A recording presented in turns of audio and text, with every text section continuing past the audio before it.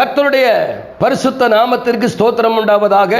மறுபடியும் இந்த காலவேளையிலே, இந்த 9ஆம் மாதம் 17ஆம் தேதி செவ்வாய்க்கிழமை காலை வேளையில் உங்களோடு கூட இந்த காணொலியை பகிர்ந்து கொள்வதிலே மிக்க மகிழ்ச்சி.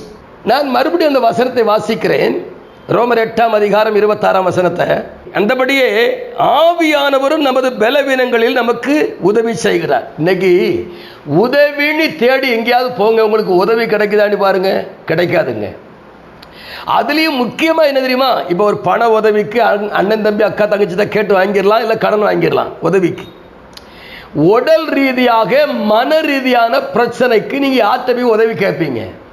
கொஞ்சம் சொல்லுங்க, யார்கிட்ட போய் உதவி கேட்பீங்க? யாரும் உதவி செய்ய முன் வர மாட்டாங்க. ஏன்னா மனம் சம்பந்தப்பட்டதற்கு மனம் சம்பந்தப்பட்ட ஒருவரோடு தான் நம்ம இணைக்கப்பட்டால் தான் இந்த மன பிரச்சனைகள், இந்த பலகீனங்கள் எல்லாம் மாறும். சரிதானே?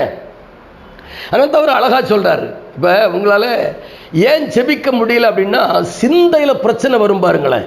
சிந்தையில் பிரச்சனை வரும்.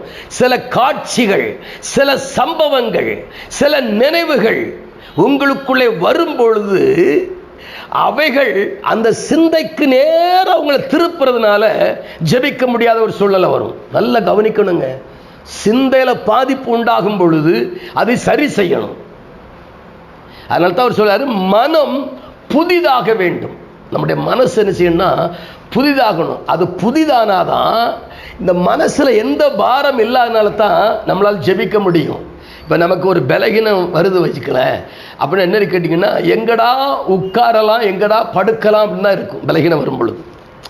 ஆனால் இந்த பலகீனத்தை மாற்றக்கூடிய மாபெரும் ஆற்றல் ஆவியானவரிடத்தில் இருக்குதுங்க.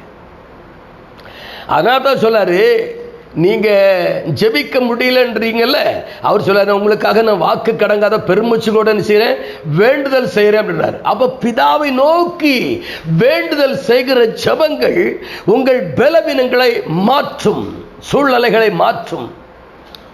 நல்ல நீங்க வேதத்தை அதிகமாய் நீங்க வாசித்து அதை அறிக்கையிட்டு எப்பொழுதும் 2 காரியத்தை நினைவில் வைத்துக் கொள்ளுங்கள்.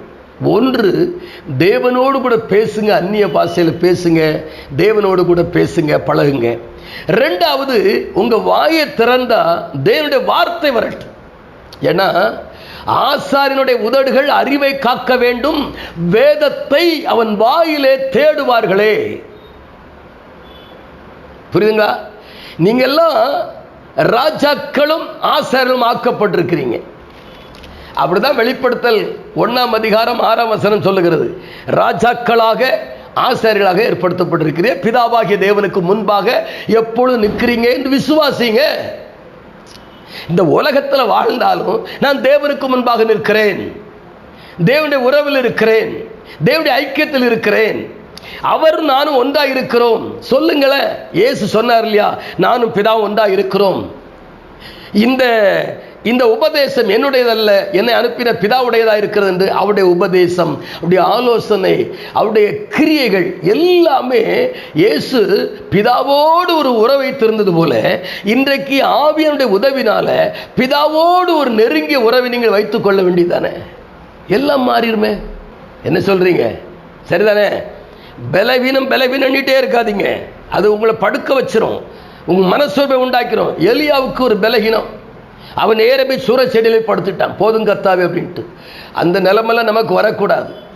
நமக்கு ஆவியான உதவி இருக்கிறது, ஆவியான ஒத்தாசை இருக்கிறது. அந்த ஒத்தாசையை கொண்டு, ஆவியான உதவியை கொண்டு, ஆவியானவர் எனக்கு உதவி செய்யுங்கன்னு கேட்டாச்சுன்னா அவர் நிச்சயமா உதவி செய்வார். சரிங்களா? நாம் ஜெபிப்போமா? மகா பரிசுத்தமும் கிருபையும் இரக்கமும் நிறைந்த அன்பு பிதாவே, ஆவியானவர் உதவி செய்யும்படியாக ஆவியானவரை நாங்கள் அதிகமாய் வாஞ்சிக்கிறோம். மானானது நீரோடை வாஞ்சித்து கதறுகிறது போல எங்கள் ஆத்துமா வாஞ்சிக்கிறது, கதறுகிறது. அதிகால் எழுந்து நேரப்பட்டு காத்திருந்து ஜெபத்தில் தரித்து கொள்ள ஆசையாயிருக்கிறேன். ஆவியான உதவி செய்யும்படியாக, ஒத்தாசை அனுப்பும்படியாக ஆண்டவரே, இந்த காலை வேளையில் இப்படிப்பட்ட நற்கிரிகளை கத்த செய்யும்படியாக கிருபையில கத்த ஒப்புக்கொண்டு ஜெபிக்கிறேன். பொறுப்படுங்க, ஆசீர்வதிங்க, பெரிய காரியங்களை செய்யுங்க. இயேசுவின் நாமத்தில் ஜெபிக்கிற நல்ல பிதாவே, ஆமேன், ஆமேன். God bless you.